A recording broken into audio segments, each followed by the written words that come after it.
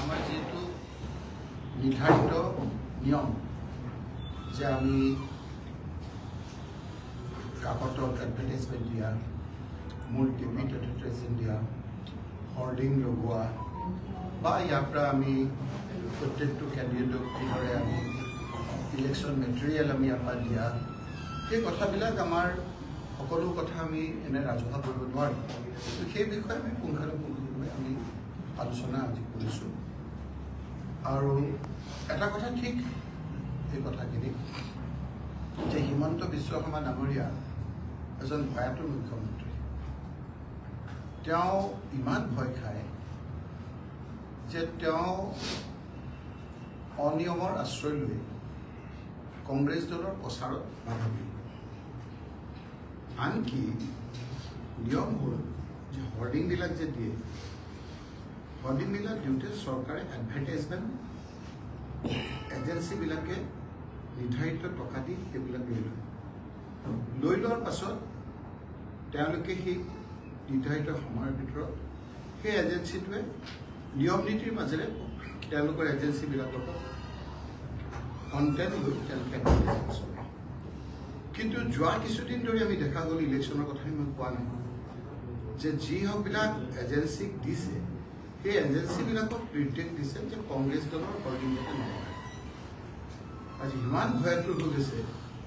যে কংগ্ৰেছ দলৰ হাতখন দেখি বা কংগ্ৰেছ আৰু মিত্ৰজোঁটৰ আমাৰ বিৰোধী পক্ষৰ দেখিলেই যে ৰাইজে ভোট দিব, সেই কথাবিলাক তেওঁ গম পাই গৈছে। আৰু সেইকাৰণেই এই হৰ্ডিংবিলাক দিয়াৰ ক্ষেত্ৰতো বিভিন্ন ধৰণৰ বাধা আহিছে। সেই বাধাবিলাক আমি কেনেকৈ আইনগতভাৱে যুঁজিম। ইলেকশ্যন ডিক্লেয়াৰ হোৱাৰ লগে লগে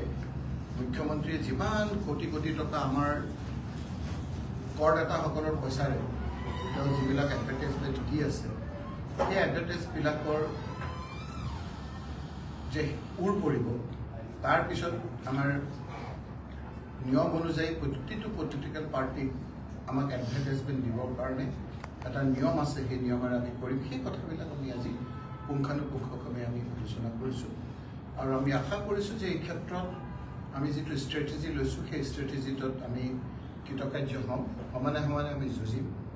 এই ক্ষেত্ৰত পেপাৰ এডভাৰটাইজমেণ্টেই হওক, ডিজিটেলেই হওক, মুখ্যমন্ত্ৰী ডাঙৰীয়াৰ কাৰুকাৰ্য আমি নিজক কিমান দেখাম, মুখ্যমন্ত্ৰীকে দেখাম। মুখ্যমন্ত্ৰীৰ অসংলগ্ন কথা বতৰা, জুবিন গাৰ্গক লৈ আজি কি কথা কৈছে, কালি কি কথা কৈছে, সেই মুখখন দেখিলেই মানুহে ভোট দিব। আজি যদি সকলোতকৈ অপ্ৰিয় যদি কোনোবা ব্যক্তি হৈছে, সেইজন হ'ল হিমন্ত বিশ্ব শৰ্মা ডাঙৰীয়া। হিমন্ত বিশ্ব শৰ্মা ডাঙৰীয়াৰ বিভিন্ন ধৰণৰ ঠাট্টা মস্কৰা, বিভিন্ন জাতি জনগোষ্ঠীক লৈ যি ধৰণৰ কথা বতৰা, সেই কথা বতৰাবিলাকক ৰাইজক মনত পেলাই দি, আৰু সেই মনত পেলাই দিলেই আপুনি অন্যটো বাদেই, নিউট্ৰেল মানুহটো বাদেই বিজেপি পক্ষত থকা মানুহেই বিজেপিক ভোট দি দিব। সেই কথাবিলাক কি ষ্ট্ৰেটেজি কৰি কেনেকৈ আমি ক্ৰনলজিকেলি লৈ যাম, আজি এটা কওঁ, কালি আকৌ কণ্টেণ্টটো বাঢ়ি যায়। মুখ্যমন্ত্ৰী ডাঙৰীয়াই কথা ক'লেই আমাৰ ভোট বাঢ়ে বা মানুহৰ তেওঁৰ অপ্ৰিয় যে ইমান হৈছে, সেই কথাটো ওলাই পৰে। গতিকে এই কথাখিনি আমি কওঁতে নধৰা হৈ গৈছে তেওঁৰ কণ্টেণ্ট। জুবিন গাৰ্গৰ অৱৰ্তমানত আমি এতিয়া দেখিছোঁ যে কিমান বেয়া পাইছিলে তেওঁ। বিজেপিক বেয়া পাইছিল নে তেওঁক বেয়া পাইছিল নাজানো। তেওঁকতো প্ৰথমে সমৰ্থন কৰিছিল বিজেপিক, সেইটোতো হয়। তাৰপিছত বিজেপিক ভোট নিদিবা বুলি কৈছে, সেই কথাটো এতিয়া ঢাকি ৰাখিব কৈছে। পলিটিক্স নকৰিবা বুলি কৈছে, সেইটো আকৌ বেলেগ ফালে লৈ যাবলৈ বিচাৰিছে।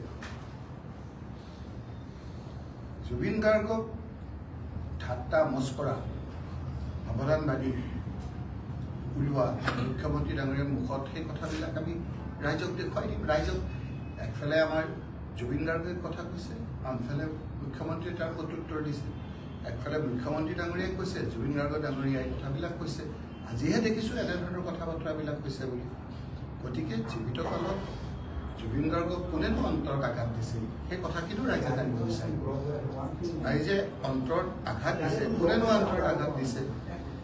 কি কাৰণে জুবিন গাৰ্গ ডাঙৰীয়াই এই কথাবিলাক ক'বলৈ বাধ্য হ'ল, সেই কথাবিলাক ৰাইজে জানিব বিচাৰিছে। আৰু সেইকাৰণে মুখ্যমন্ত্ৰীয়ে আজি চাহটোকে বাটটো দেখা আৰম্ভ হৈছে। কালি যিটো পৰিৱেশ হ'ল কোকৰাঝাৰত, সেই পৰিৱেশটোলৈ কি ক'ব বিচাৰিব? সেইটো মইতো আমাৰতো কংগ্ৰেছে আনুষ্ঠানিকভাৱে ক'ব, আজি পাব্লিচিটিৰে আমাৰ সভা, কিন্তু মুখ্যমন্ত্ৰী ডাঙৰীয়াই কথা নাই বতৰা নাই। তেওঁহে কৈছিল কিবা নেপাল সদৃশ হ'ব কিনো হৈছে নেপাল সদৃশ মই বুজিয়ে পোৱা নাই তেওঁহে কৈছিল যে জুবিন গাৰ্গৰ সুবিধা লৈ নেপালত কি হৈছে এতিয়া জেনেৰেশ্যন এটা প্ৰচাৰ চলিছে জেন জেট 1994 কিছুমানে 97 বুলি কয় 2012 এই লোকসকলে আধুনিক যুগত আহিছে তেওঁলোকে এই কথা বতৰা হিমন্ত বিশ্ব শৰ্মাক খুব বেয়া পায় এই যে অনবৰত যে সস্তীয়া কথা বতৰা কয় ধৰ্মৰ কথা কয় জাতিৰ কথা কয় সেই কথা বতৰাবিলাকত বিক্ষুব্ধ হৈ আছে মুখ্যমন্ত্ৰী ডাঙৰীয়াই সেইকাৰণে ভাবিছে সেই লোকসকলে নেপালৰ সদৃশ এটা চিটুৱেশ্যন কৰে নেকি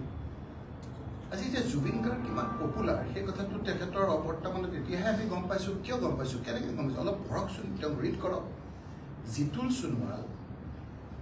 তুমি মোৰ কল্পনা নিৰিবিলি গধূলি বুলি এটা কেছেট উলিয়াইছিল আধুনিক যুগৰ গীত মাত খুব পপুলাৰ হৈছে কি কাৰণে নাজানো জিতু সোণোৱালে তাৰপিছত আৰু কেছেট নুলিয়ালে সেইখিনি মই নাজানো তাৰ পিছতেই যিমান আমাৰ জেন জি মানুহবিলাক আছে চবেই জুবিন গাৰ্গৰ মাত কথা তেওঁৰ অনুকৰণ কৰি তেওঁৰ গীত মাতেৰে দীঘলীয়া সময়ত জুবিন গাৰ্গক অন্তৰত সোমাই আহিছে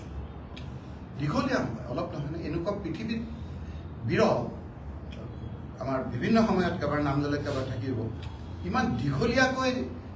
এটা এটা ডাঙৰ দুটা জেনেৰেশ্যন এটা হ'ল আপোনাৰ জেন জি এটা হ'ল আলফা এটা হ'ল এতিয়া যিবিলাক নতুন জন্ম দিব হৈছে সেইবিলাকো বিটা এই জেনেৰেশ্যনবিলাকে জুবিন গাৰ্গক এনেকৈ বুকুত সামুঠি লৈছিল সেই কথাটো আজি ধৰিব পৰা নাছিল আৰু সেইকাৰণে এই ৰৈ ৰৈ বিনালী চিনেমাখনত চাবচোন আজি যে তাৰ যিটো সাগৰৰ চিন আজি লাহে লাহে এইবিলাক কথা ওলাব একজেক্টলি সেই সাগৰৰ চিনটো কপি কৰি পেলাই তেখেতক হত্যা কৰা গৈছে লাহে লাহে ওলাব মই এইবিলাক কথা কোৱা নাই অলপ চাবচোন অলপ মাইণ্ডেড দি চিনেমাখন চাব সেই চিনটোৰ লগত তেওঁৰ হত্যাৰ চিনটোৰ জড়িত হৈ আছে এতিয়া কথাটো হ'ল যদি সত্য হৈছে মানুহকেইজনক ধৰিছে হাতীৰ দাঁত দুটা এটা হ'ল দেখা দাঁত এটা হ'ল খোৱা দাঁত আমি দেখা দাঁতকেইটা দেখিলোঁ যিকেইটাক ধৰিলে এই খোৱা দাঁতকেইটা কোনকেইটা জুবিন গাৰ্গৰ গোটেই হত্যাটোৰ ষড়যন্ত্ৰটো ক'ৰ পৰা চলিছিল কোনে স্পন্সৰ কৰিছিল এই কথা বতৰা সেই কথাবিলাকতেই খোলাকৈ তেওঁ ভাবিছে যে মোৰ বালিত মূৰটো সোমাই দিছে গাটো দেখা নাই মানুহে চব বুজি আছে সময়লৈ অপেক্ষা কৰিছিল এই ধৰণৰ কথা বতৰাবিলাক তেলেংগানাত হৈছিলে কেচিআৰ ইমান পাৱাৰফুল আছিল কথা বতৰা ক'লেই জেলত সোমাই দিয়ে এই যে ৰেৱন্ত ৰেড্ডী এতিয়া যে আপোনাৰ যে মুখ্যমন্ত্ৰী হৈছে তেওঁৰ নিজৰ ছোৱালীৰ বিয়াৰ দিনাও তেওঁক আহিব দিয়া নাই তেওঁক থানাত সোমাই দিছিল কোনো ভবা নাছিল কেচিআৰ হাৰিব বুলি যেতিয়া ভোট হ'ল কেচিআৰ নাইকিয়া হৈ গ'ল আজি কেচিআৰৰ কথাই নাজানে গতিকে এই সময়লৈ অপেক্ষা কৰক যি ধৰণৰ কথা বতৰা উদ্ভণ্ডালি তেওঁ পাৰফৰ্মেঞ্চ ভিত্তিত নাযায় নহয় মুখ্যমন্ত্ৰী ডাঙৰীয়াই কৈছিল 25 লাখকে চাকৰি দিম বছৰেকত আজি সেইবিলাকলৈ নাযায় 1 লাখৰ কথা কয় তেওঁহে কৈছিল দেখা আমি সেইবিলাকে দেখুৱাই দিম ছ'চিয়েল মিডিয়াত যে আপুনি কৈছিল 25 লাখ আপুনি কৈছিল যে